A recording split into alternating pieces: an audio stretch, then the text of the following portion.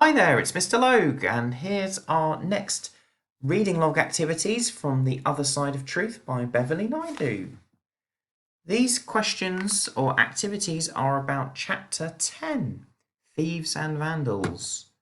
Here are some discussion questions. If you like, you can jot down your answers in your reading logs. Question 1. What food does Femi pick up and smell in the shop?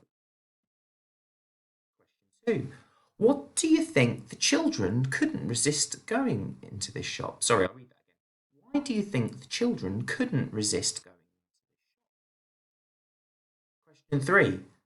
What food do you crave the most if you couldn't have it?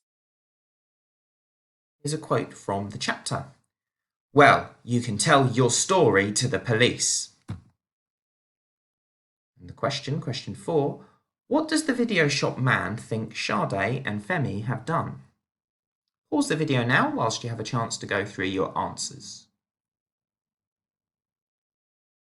Here comes some suggested answers. The food Femi picks up are plantain chips. Why do you think the children couldn't resist going into the shop? Well, it sold things that were familiar to them, which reminds them of home, which they're quite probably missing. Hopefully you've had a chance to share which food you'd crave the most if you couldn't have it. For me, it's spaghetti bolognese. Quote from the chapter. Well, you can tell your story to the police. What does the video shop man think Sade and Femi have done?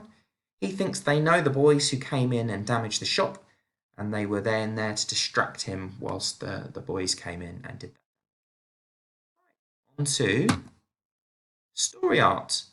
This learning activity is time to get creative based on what you remember from chapters 8, 9 and 10. Let's think about the main events right from when the children and Mrs. Bankole arrived at Victoria's station.